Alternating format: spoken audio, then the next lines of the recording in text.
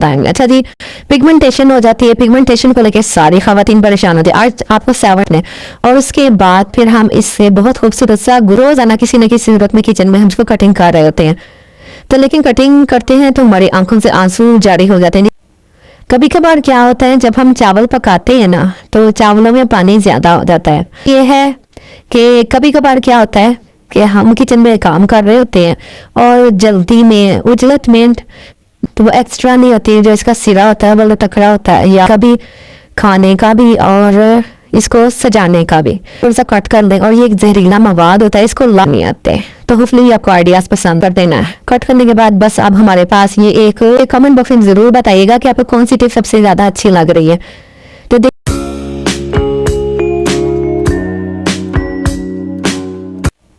कभी कभार क्या होता है, जब हम चावल पकाते हैं ना तो चावलों में पानी ज़्यादा हो जाता है और जब दम पे लगाते हैं तो चावल बजाय सही होने के वो बिल्कुल टूट जाते हैं, नरम हो जाते हैं, हलवा टाइप हो जाते हैं।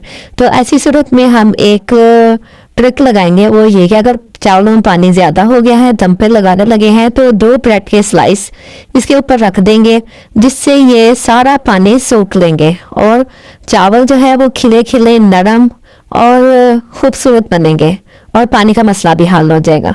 सेकंड टिप ये है कि कभी कभार क्या होता है कि हम किचन में काम कर रहे होते हैं और जल्दी में उजलत में ऊपर का ढक्कन नहीं मिल रहा होता, तो फिर कोई भी ढक्कन हम ढकने की कोशिश करते हैं लेकिन वो पूरा नहीं आ रहा होता।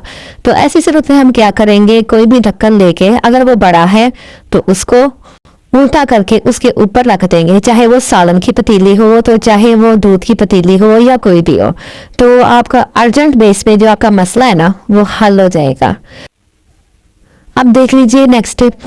इसी तरह की स्टेप्स हर जो है रिस्टवाच में होती है, लेकिन कुछ रिस्टवाच में फंक्शन कुछ सेपरेट होता है कि जब हम इसको बंद करते हैं इसकी स्ट्रिप को, तो वो एक्स्ट्रा नहीं होती है, जो इसका सिरा होता है वो टकरा होता है या फिर वो अलग से फिर रहा होता है। तो हम इसके लिए क्या करेंगे, हम एक इसके लिए रबर लेंगे, रबर बैंड जो बालों में पोनी लगाई जाती है ना, तो जो इसके स्ट्रिप्स वगैरह लटक रही होती हैं या एक्स्ट्रा से गिर रही होती हैं तो वो फिर उस रबर बैंड से हम अटैच कर देंगे। ये देखिए यहाँ पर हम इस रबर बैंड को लगाएंगे। अगर स्ट्रिप्स उतर गई है, गिर गई है या फिर एक्स्ट्रा नहीं हो रही या फिर आउट ऑफ कंट्रोल हो रही इसकी स्ट्रिप, तो बस उस रबर बैंड के अंदर हम फिक्स कर देंगे। तो ये जो स्ट्रिप है ना ये अटैच रहेगी इसके साथ और बुरी भी नहीं लगेगी। अगर हो सके तो आप रिस्ट वॉच के मैचिंग की आप इसमें रबर बैंड लगा सकते हैं, जो अक्सर बाजारों में मिल जाती हैं। रबर बैंड वगैरह बच्चों के लगाते हैं ना, या घरों में भी होती हैं। अच्छा जी, नेक्स्ट टिप है हमारी खीरे को लेकर। खीरा सिंपल तरीके से तो सब काटते हैं, लेकिन आज मैं आपको यूनिक तरीका बताऊंगी कटिंग करने का भी, खाने का भी और इसको सजाने का भी।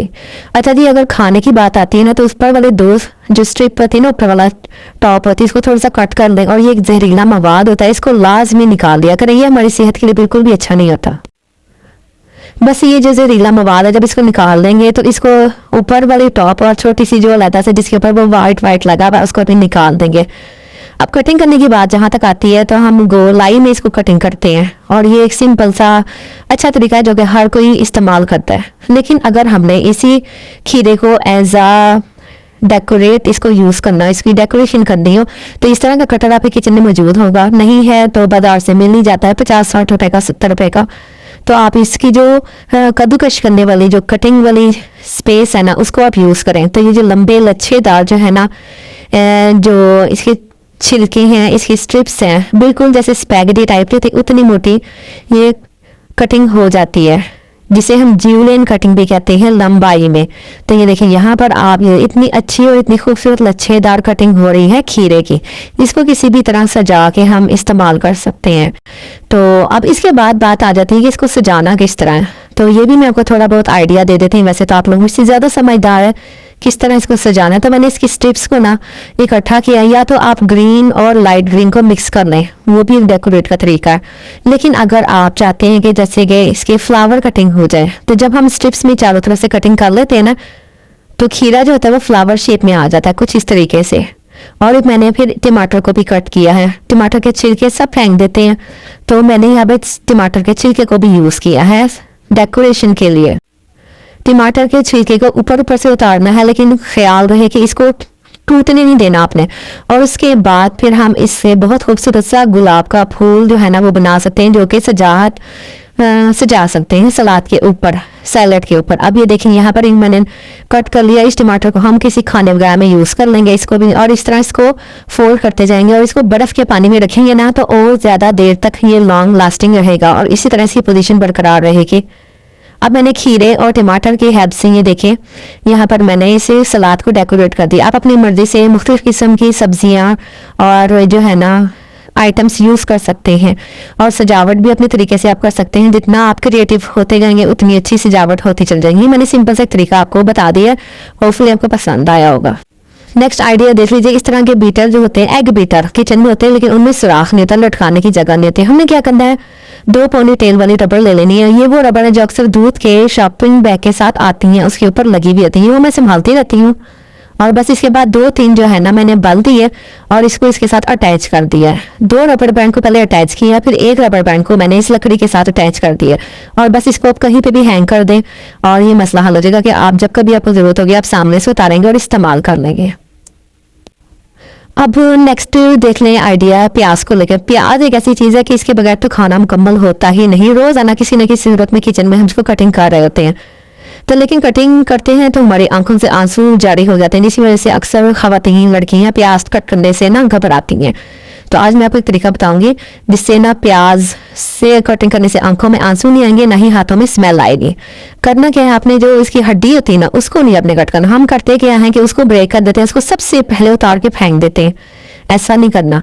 जब कभी आपने अंडे के लिए या सालन के लिए कट करनी है ना तो आपने इसकी हड्डी को आपने नहीं कट करना, बल्कि हड्डी आपने रहने देनी है, और इसके मुताबिक आपने बाकी जो प्याज है ना वो कट कर लेनी। चाहे चॉपिंग की सूरत में कट करें तो चाहे स्लाइस की सूरत में। अगर स्लाइस की सूरत में कट करते हैं ना तो आंखों से आंसू नहीं आते, इस तरह कट करने से आंखों में आंसू आते हैं, लेकिन अगर स्लाइस की सूरत में इस तरह कटिंग करते हैं ना तो आंखों से आंसू नहीं आते। तो होपफुली आपको आइडियाज पसंद आएंगे। अच्छा जी, पिगमेंटेशन हो जाती है। पिगमेंटेशन को लेकर सारी खवातीन परेशान होती है। आज आपको 7 डेज जो है ना चैलेंज आपको बताने लगी।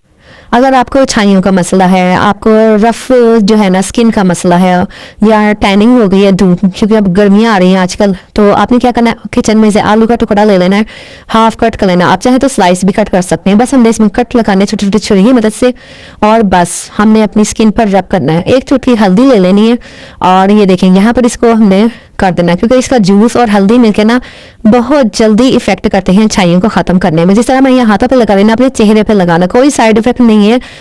और इसके बाद अगर आपकी जो पिगमेंटेशन है बहुत ज़्यादा बड़ी हुई है, सालों पुरानी है, तो हमें थोड़ा सा दही लेना है। दही में भी ना एंटी एजिंग होते हैं ऐसे कि जिससे ना हमारे जो ऊपर का जो छिलका होता है ना उसको उतारने में मदद देता है, और स्किन को भी वाइटन अप करता है और साफ़ सुथरा करता है। क्लींजिंग का तो ऑटोमेटिकली हमारे चेहरे पे ना मतलब हो जाता है काम कि हमारी स्किन साफ हो जाती है। तो बस अब आपने इसको 5 मिनट इसको रगड़ना है, स्किन पर स्क्रब करना है अच्छे तरीके से, और बस आपने 7 दिन तक ये करना है। तो आपकी छाइयाँ जो है ना वो बिल्कुल ख़त्म होने के करीब हो जाएंगे। और मुसलसल लगातार इसके इस्तेमाल से ना आपकी स्किन खूबसूरत और ग्लोइंग और इवन टोन हो जाएगी। तो ये आप करके देखें, फिर ही आपको पता चलेगा। अगर ना यकीन आए तो बस इसको 5 मिनट तक रब करते हैं। रब करने के बाद अपने इसको सूखने देना और उसके बाद इसको उतार देना है सादे पानी से।